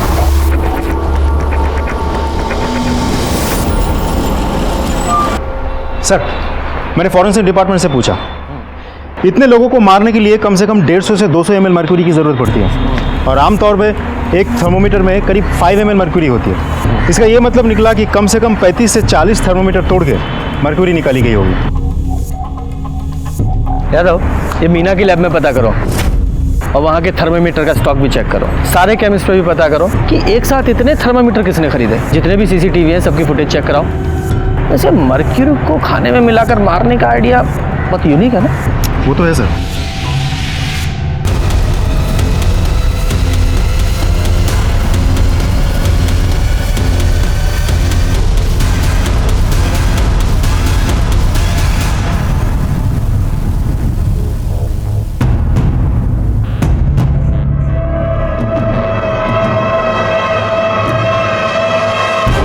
देखो हम बिजी हैं, घर आके बात करेंगे। अरे कहाँ ना बिजी हैं, पुलिस वाले हैं हम, सैकड़ों काम होते हैं हमें। हाँ हम फोन रख रहे हैं। सर यहाँ आधे से ज़्यादा केमिस्ट शॉप चेक कर चुका हूँ, इतने सारे थर्मोमीटर्स एक साथ किसी ने भी नहीं खरीदी। तो यादव ऐसा हो सकता है कि कल्प्रिट ने एक एक करके अलग अलग शॉप से थर्मामीटर खरीदा हो। सारे केमिस्ट शॉप की सीसीटीवी फुटेज चेक करो, देखो ऐसा कौन है जिसने अलग अलग शॉप से थर्मामीटर खरीदे हैं। ये मीना की पैथोलॉजी लैब का क्या हुआ? सर वहाँ भी चेक किया, उनके डेटाबेस में 12 थर्मोमीटर्स थे। 12 के 12 थर्मोमीटर्स वैसे की वैसे ही हैं वहाँ। अच्छा, यहाँ भी।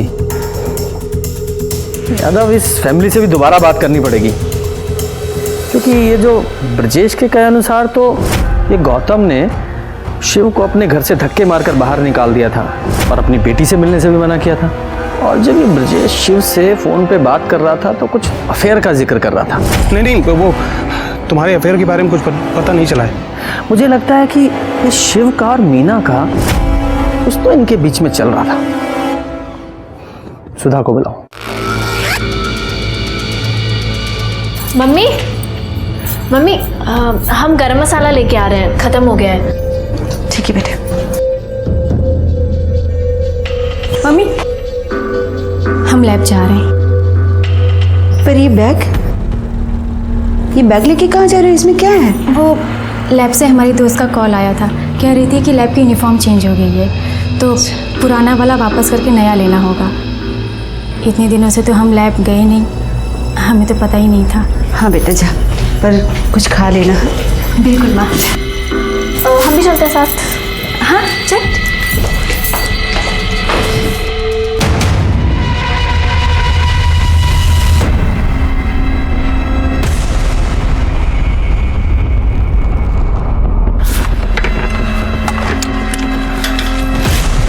ये पकड़ो। हाँ, और फरीदाबाद चले जाओ, हमारे घर में आराम से रहो। यार हमें ये सब चीज़ें ठीक नहीं लग रहा है। अब दीदी से अभी भी बात कर सकते हैं ना। जीजा जी, दादी और सौरभ को प्रॉब्लम थी, अब तो वो रहे नहीं। अब क्या दिक्कत है? मतलब ये सब तुमने? अरे नहीं, मैंने नहीं किया। ये सब में मेरा कोई हाथ नहीं है। अगर करते ना तब भी हम तुम्हारी मदद करते। अब एक काम करो, जल्दी करो, वो आने वाली होगी, तुम लोग को जल्दी यहाँ से निकलना है। सुनो, एक काम करो, अपना फ़ोन बंद रखना है, और हाँ उससे बोल देना कि वो अपना फ़ोन बंद रखे, ठीक है? थैंक्स यार। आ गई। अब जाओ आराम से, शादी वादी करो। है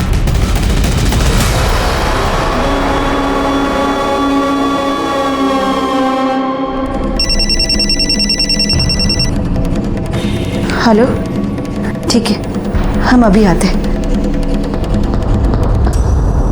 क्या छुपा रही हैं आप हमसे?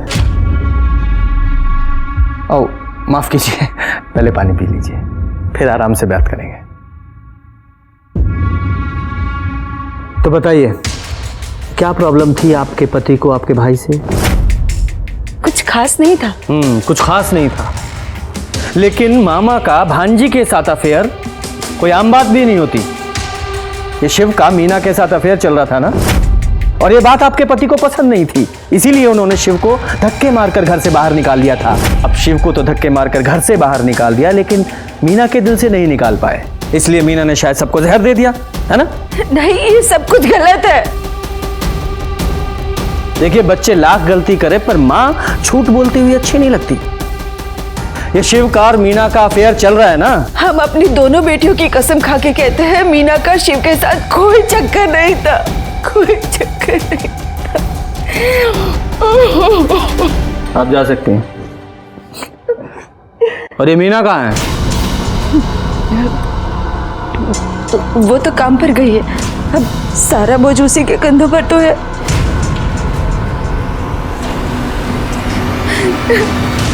सर मुझे नहीं लगता ये औरत झूठ बोल रही थी। पर पूरी तरह सच भी नहीं बोल रही थी, कुछ ना कुछ छुपा जरूर रही है। यादव, मीना को बुलाओ।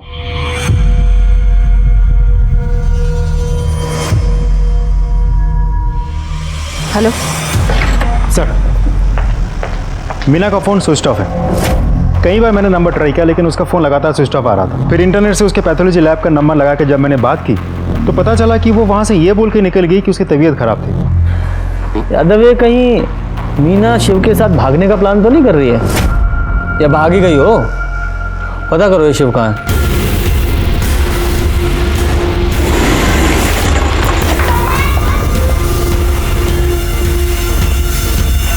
ताला लगा है? अरे भाई साहब सुनिए ना। जी साहब। ये शिव कहाँ है? करीब 2-3 घंटे पहले यहाँ से निकला था साहब, शायद जल्दी में था। सामान वामान साथ में लेके गया है क्या? हाँ साहब, एक छोटा बैग था शायद। हाँ यादव बोलो। सर शिव भी गायब है, उसे घर पे तो ताला लगा हुआ है। हाँ, दोनों साथ में ही होंगे। और अब तो मुझे पक्का यकीन है कि इन दोनों ने ही मिलकर खाने में जहर मिलाया था। यादव, ये शिव की घर की तलाशी का सर्च वारंट निकलवाओ।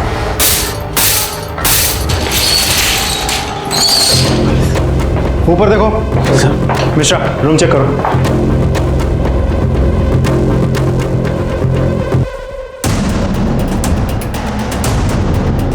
सर, ये 3 थर्मामीटर मिले।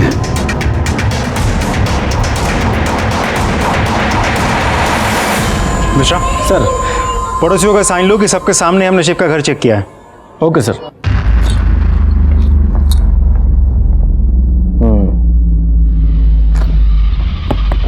यादव, मेरा शक सही है।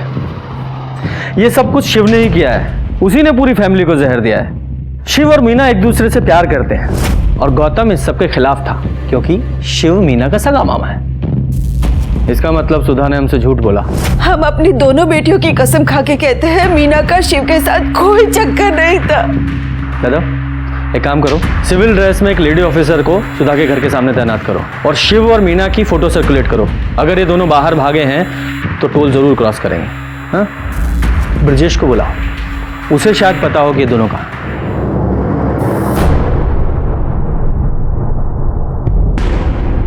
सर मेल मुझे मिल गया है। हाँ। उसके कॉपी में आप सर, आपने बुलाया हमको?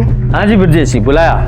देखिए, दोस्तों की तो आप बहुत मदद करते हैं, अब हमें भी दोस्त समझकर कुछ मदद हमारी भी कीजिए। हम कैसे मदद कर सकते हैं सर? सच बोलकर। शिव कहाँ है? पता नहीं, कल मिला था हमको, इसके बाद दिखा नहीं। तो फोन कीजिए भाई और स्पीकर पर डालिएगा।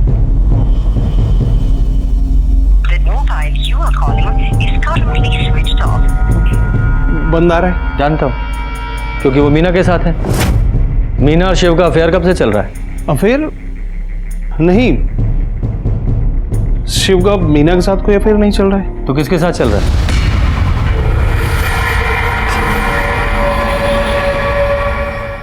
देख ब्रजेश, ऐसा है कि सर को ना प्यार से बात करने की आदत है, बड़ी अच्छी अच्छी ज्ञान की बातें करने की आदत है, और हाथ पैर तोड़ने की जो ड्यूटी है ना वो सर ने मुझे दे रखी है। जो कुछ भी जानता है सच सच बता दे, वरना तेरे हलक में हाथ डाल के ना मैं सच निकाल लूंगा। समझ में आया?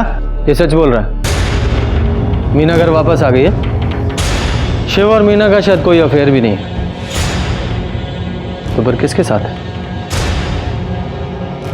ब्रजेश, ये शिव का दिव्या के साथ अफेयर है? जी।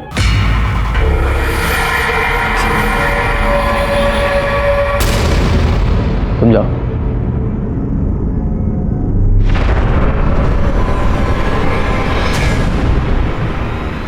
यादव सर, इस सुधा और मीना को बुलाओ। जी सर। जब भी कभी समाज के नियमों से बनाई गई लक्ष्मण रेखा लांघी जाती है, कोई ना कोई अपराध जरूर होता है। दिव्या ने अपने सगे मामा से प्यार किया था और उनके इस रिश्ते को उनका समाज कभी स्वीकार नहीं कर सकता था।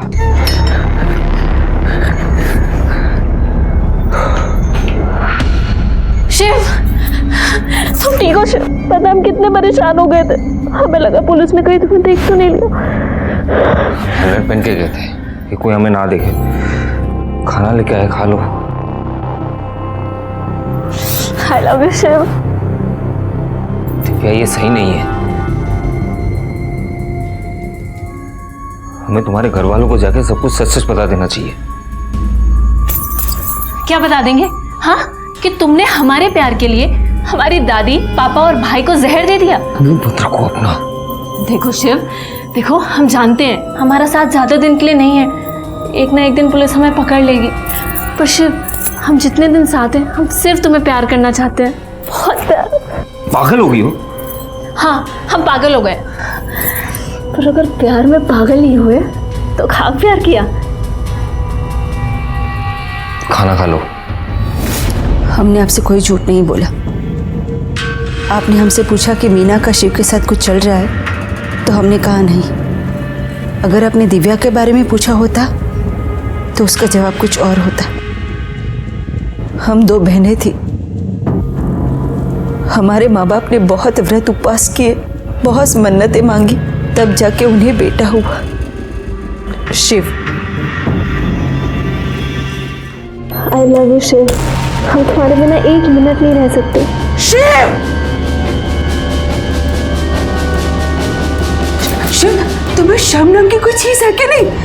अरे ये तुम्हारी भांजी है। मम्मी प्लीज, आप शिव को कुछ मत कहिए। हम उससे प्यार करते हैं और शादी करना चाहते हैं। तुझे कोई लाज शर्म नाम की चीज है कि नहीं? ये क्या अनाप शनाप बक रही है तू? अरे ये तेरा मामा है, वो भी सगा। और हमारे पति को जब पता चला तो दिमाग चल गया इसका। तुमको कोई नहीं लगाने के लिए। अम्मा, आज हम इनका इश्क ना, इसका भूत उतार देंगे इनके माथे से, सबक सिखा देंगे। पापा आपको जितना मारने में मार लीजिए, पर हम प्यार करते हैं शिव से और उसी से शादी करेंगे, वरना हम अपनी जान दे देंगे। तुमको जरा सी भी शर्म नहीं आई अपनी ही सगी भांजी के साथ ऐसा करते हुए? जिया जी, हमने कुछ नहीं किए। दिव्या हमसे प्यार करती है और हमें भी इसमें कुछ गलत नहीं लगता। अरे तुम तो आदमी ही गलत हो, तो तुमको गलत क्या लगेगा इसमें? निकल। जीजा जी, अरे बात तो सुनिए जीजा जी। क्या बात क्या सुनेगा? निकल। तो मीना जी, आप कहाँ थी? मतलब लैब के बाद आप कहाँ चली गई थी? कैसे गायब? जी, माँ ने कहा था। हाँ सर, हमने ही मीना को फोन किया था। हमारी बात सुनो, क्योंकि हम जानते थे कि आप इससे मिलकर बहुत सारे सवाल करेंगे, इसलिए हमने इसे घर बुला लिया। तो दिव्या कब गई थी? सुबह ही गई थी जब मीना काम पर निकली थी।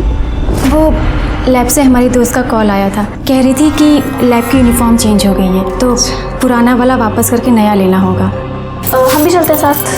हाँ चल। तूने तो कहा था ना कि बैग में यूनिफॉर्म है, इसका मतलब उसमें दिव्या के कपड़े थे, उसे तूने भगाया। हमने भगाया दिव्या को, क्योंकि हम जानते हैं प्यार क्या होता है और प्यार छूट जाने पे कैसा लगता है, ये भी हम जानते हैं। हम अल्ताफ से कितना प्यार करते थे, लेकिन आप लोगों ने क्या किया? आपने, दादी ने, पापा ने हमारी शादी नहीं होने दी ना उससे, सिर्फ इसलिए क्योंकि वो किसी दूसरे धर्म का था। हमारा प्यार अधूरा रह गया माँ, इसीलिए हमने अपनी बहन का प्यार पूरा किया। कम से कम अब तो हमारी बहन खुश रहेगी। जब शिव ने अपने प्यार के लिए इतना सब कुछ किया, तो बिरयानी में जहर भी उसी ने मिलाया होगा। नहीं, ये बिल्कुल गलत है। शिव ने हमें बताया था कि उसे ऐसा कुछ नहीं।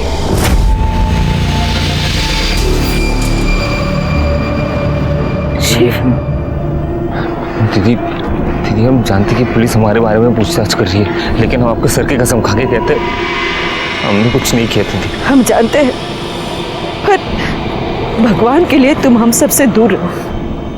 तुम्हारे और दिव्या के बारे में अगर लोगों को पता चल गया ना, तो बहुत बदनामी होगी। अगर शिव ने नहीं किया तो दिव्या ने किया होगा। दिव्या ने बिरयानी में जहर मिलाया, दोनों की मिली भगत थी, दोनों ने पूरी फैमिली का मर्डर प्लान किया था।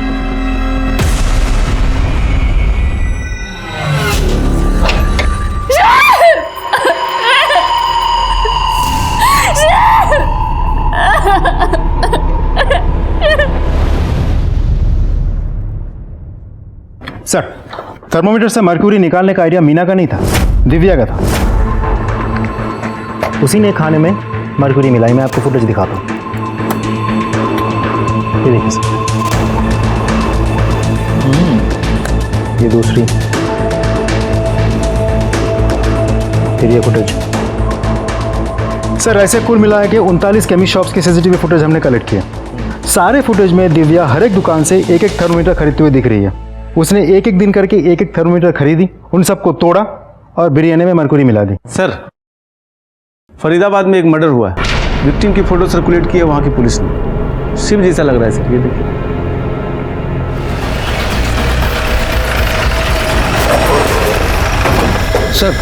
सर, आप लोगों ने जिस लड़के का फोटो सर्कुलेट किया था वो यही है, इसीलिए मैंने तुरंत आपको इन्फॉर्म किया। इसे यहाँ नहीं मारा गया है, बल्कि मारने के बाद यहाँ लाके डंप कर दिया है। किसने मारा होगा इसे? शायद दिव्या। हो सकता है शिव को ये बात पता चल गई थी कि दिव्या ने ही बिरयानी में मरकुरी मिलाई है। हाँ, इसकी वजह से शिव ने दिव्या को छोड़ना चाहा और गुस्से में आके दिव्या ने शिव को मार दिया। ऐसे कैसे डंप कर सकती है? सर, हमें भूलना नहीं चाहिए कि हम यहाँ एक ऐसी लड़की के बारे में बात कर रहे हैं जिसने जहर देके अपनी पूरी फैमिली को मारने की कोशिश की। उसके लिए तो कुछ भी पॉसिबल है सर। दिव्या और ये दोनों भागकर यहाँ आए थे, तो हो सकता है सुधा जी का कोई घर यहाँ हो या कोई रिश्तेदार हो। जी नहीं, फरीदाबाद में ना ही हमारा कोई घर है और ना ही कोई रिश्तेदार। अब लेकिन ब्रिजेश वो फरीदाबाद का है। ब्रिजेश? जी, वो वहीं का रहने वाला है। उसके पापा की मौत के बाद वो यहाँ उसके चाचा के पास रहने आ गया था, लेकिन वहाँ पे अभी भी उसका घर होगा शायद।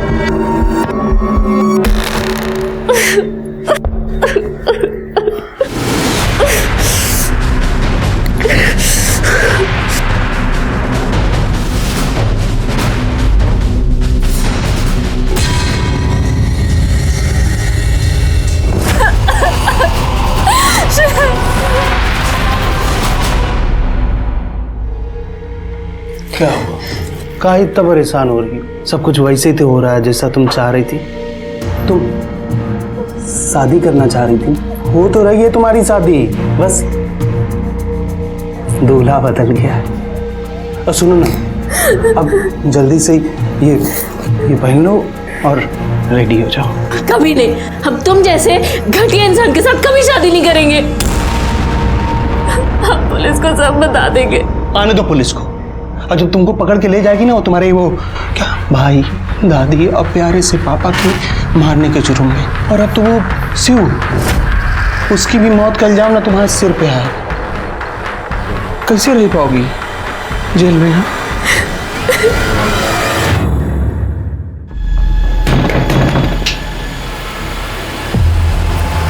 ब्रिजेश कहाँ है? बाहर गया है कहीं। उसकी बाइक तो यही है। झूठ मत बोलिए, सच सच बोलिए, ब्रिजेश है कहाँ? झूठ नहीं बोल रही हूँ मैं, अपने चाचा की कार लेके फरीदाबाद गया है, घर है हमारा वहाँ। अच्छा, एड्रेस दीजिए।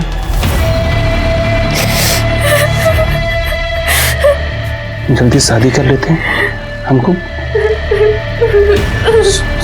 सुहाग रात होना नहीं बहुत जल्दी।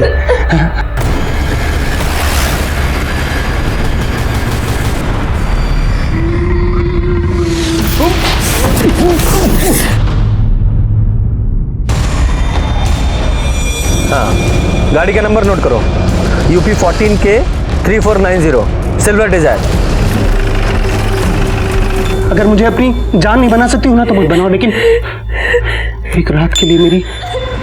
हमसे शिव से प्यार करते और हमेशा करते रहेंगे। हमें तुम्हारे कहने पे अपने परिवार को जहर दिया, शिव के साथ रहने के लिए, तुम्हारे साथ नहीं। हमने कभी तुम्हें इस नजर से नहीं देखा और अब तो तुमसे नफरत करते हैं, नफरत।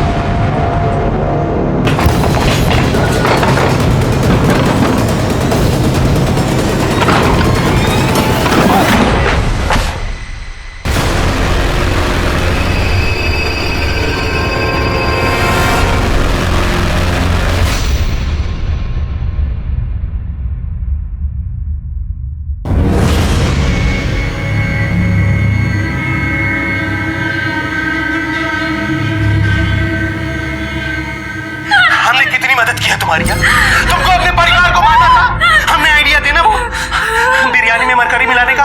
अरे आइडिया नहीं, हमने खुद अपने हाथों से बिरयानी में मरकरी मिलाई थी। हमसे शिव से प्यार करते और हमेशा करते रहेंगे और अब तक तुमसे नफरत करते हैं, नफरत। लेके जाओ इसे। हाँ, हमने ही दिव्या को बोला था वो थर्मामीटर लाने के लिए।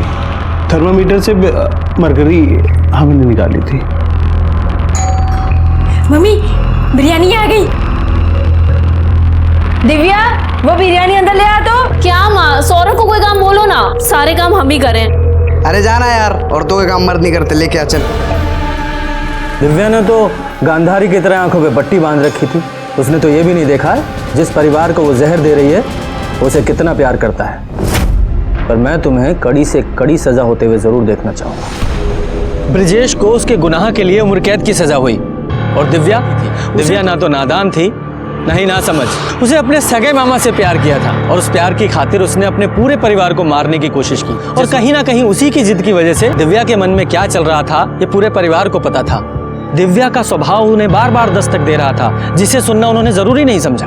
गलत इंसान से या गलत रिश्ते से बंधने की कोशिश हमें गलत रास्ते पर ले जाती है, जिसका अंजाम बहुत ही बुरा होता है। इसी के साथ ही मैं सीनियर इंस्पेक्टर रंजीत ठाकुर आपसे विदा लेता हूँ। फिर मिलूंगा एक नए केस के साथ। सतर्क रहिए और देखते रहिए क्राइम पेट्रोल दस्तक। मकसद बताना नहीं, बचाना है।